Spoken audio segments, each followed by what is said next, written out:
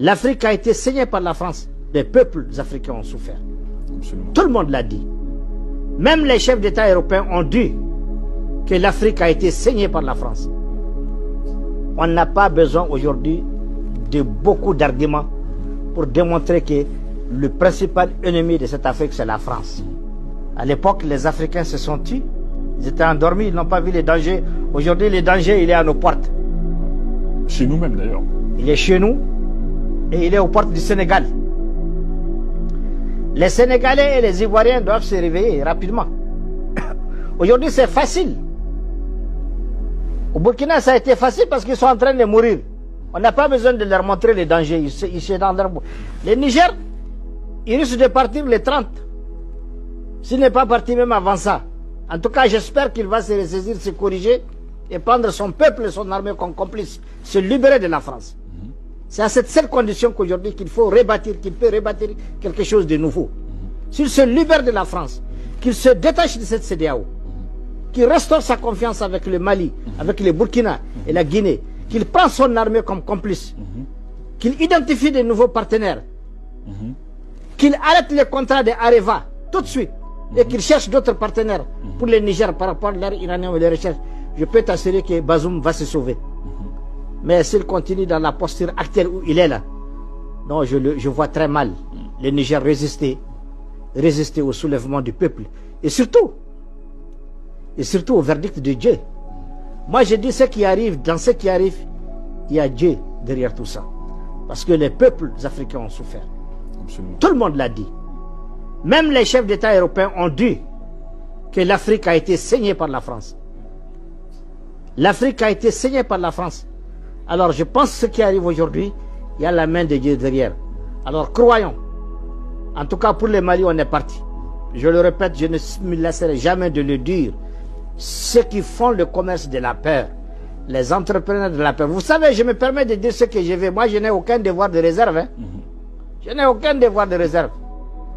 Est-ce que je ne suis ambassadeur de personne, je suis un citoyen malien, je suis un parlementaire, je suis libre de dire ce que je pense et dans les termes et les propos et la formule que je veux, pourvu que ça soit bien compris par les Maliens, par les Africains et au-delà dans le monde. J'ai dit aujourd'hui, on n'a pas besoin aujourd'hui de beaucoup d'arguments pour démontrer que le principal ennemi de cette Afrique, c'est la France. Nous devons bouter la France de l'Afrique ou que la France elle-même se change et qu'elle nous apporte un nouveau langage. Parce que je l'ai dit, nous ne sommes pas contre le peuple français. Mais la politique française et sa diplomatie ont saigné l'Afrique et ont détruit les Africains. C'est là on l'accepte. C'est pourquoi je dis qu'Abri Mort n'a pas peur de couteau. Quelque chose malheur est bon. Ce qu'ils ont fait a permis à nos forces armées et de défense de prouver à la France et à ses alliés qu'effectivement notre armée est montée en puissance. Parce qu'ils ont été bâtis sur le terrain, tout comme leurs alliés terroristes. Le Conseil de sécurité, à l'unanimité, a voté la résolution. Alors, il nous appartient d'appliquer cette résolution. Et dans la résolution, ça concerne les départs de l'administration, les emprises qu'elle occupait. Son départ doit être coordonné, ordonné avec nos plus hautes autorités, et les emprises doivent être rétrocédées à l'État du Mali, notamment aux forces armées de défense. Alors, malheureusement,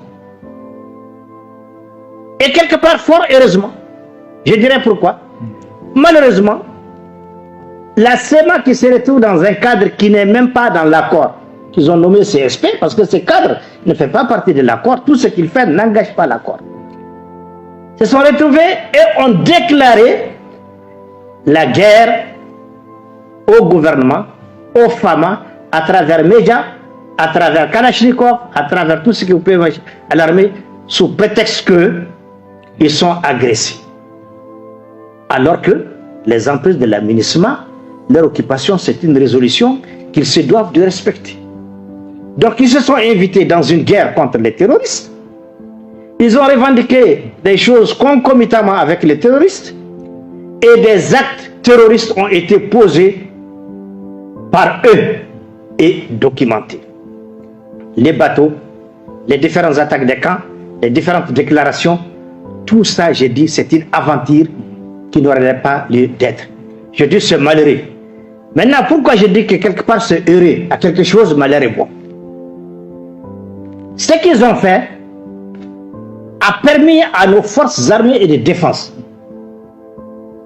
de prouver à la France et à ses alliés qu'effectivement notre armée est montée en puissance. Parce qu'ils ont été bâtis sur le terrain, tout comme leurs alliés terroristes.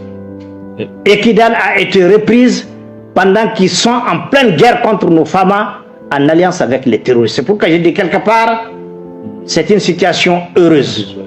Donc aujourd'hui, les débats sur est-ce que c'est vrai que les FAMA sont montés en puissance, je crois que la France est mieux placée pour savoir que c'est vrai que nos femmes montent en puissance.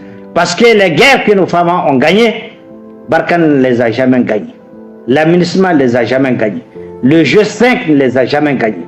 Donc c'est pourquoi je dis quelque part à quelque chose, malheur est bon. L'autre avantage, j'en viens, c'est que nous avons mis derrière nous une guerre qu'on aurait dû faire après l'occupation des emprises. Aujourd'hui, le cas de Kidal par exemple, avec cette agression de la SEMA, aujourd'hui, Kidal est occupé totalement par les femmes. Vous n'avez plus de SEMA dans la ville de Kidal. Donc entièrement sous contrôle de nos forces armées et de défense et de sécurité, avec un gouverneur souverain, tout comme l'est notre président. Est-ce que vous voyez? Donc ça, c'est un atout qu'on n'aurait pas eu si la SEMA avait laissé tranquillement nos femmes occuper les emprises. Il y aurait une cohabitation qui pourrait toujours être nuisible, souvent insuffisante, avec des mauvaises graines, avec un terroriste qui se cache derrière un mouvement. Donc aujourd'hui, j'ai dit, leur comportement en réalité a facilité le travail de reconquête du territoire. J'espère qu'ils vont tirer les leçons de tout cela avant que certaines dispositions légitimes ne soient prises contre ceux qui ont pris ces décisions. Oui, vous avez parlé de la France. Pour vous, quelle est la responsabilité de la France? Vous l'avez dit, la France est venue au chevet du Mali en 2013 et puis après, des années après, le Mali a demandé le départ. Pour vous, quelle est la responsabilité de la France? Puisque vous semblez pointer du doigt cette grande responsabilité de la France dans la crise, dans la rébellion et même dans le terrorisme. Est-ce que c'est documenté à votre niveau? Oui, vous savez, la première responsabilité qui était celle de la France, c'est la faculté, la possibilité qu'elle avait de manipuler à l'époque nos plus hautes autorités. Chaque fois qu'un ministre veut faire quelque chose de bonne foi, vous avez la France qui est là, très puissante, qui détourne les décisions. Vous savez, c'est par la politique qu'on domine, c'est par elle qu'on détruit. Le reste, c'est des instruments au service des politiques. Quand vous prenez l'accord dont on parle, le président de la CTS, c'est la CTS. Le point essentiel de la mise en œuvre de l'accord, c'est le comité technique de sécurité. Il est présidé par un officier français. Qu'est-ce qu'on constate? On constate que chaque fois, les officiers de la SEMA qui siègent à la CTS ont été toujours conditionnés pour avoir des caprices ou des revendications nouvelles, pour bloquer. Et à chaque fois qu'ils posent une condition pour avancer, le général qui préside la CTS dit on joue aux prolongations. On n'en finit pas tant que la SEMA n'est pas d'accord. C'est quoi par on ne va définition? pas avancer. Hein? CTS par définition. Comité technique de sécurité. Okay. C'est l'instance qui est chargée du désarmement au sein de l'aménagement. C'est-à-dire que dans cet accord, ils ont pris tous les postes stratégiques. Tous les postes stratégiques qui sont liés à la sécurité, à la défense, vous avez un officier français qui est là. Et dans l'accord lui-même, il a été piégé depuis Alger. Vous avez des termes à l'intérieur de l'accord qui sont inapplicables, qui sont paradoxalement opposés les uns aux autres. Vous avez des articles, vous prenez l'accord, il y a des articles qui s'opposent à d'autres. Tu ne peux pas les mettre en œuvre et mettre d'autres, ce n'est pas possible.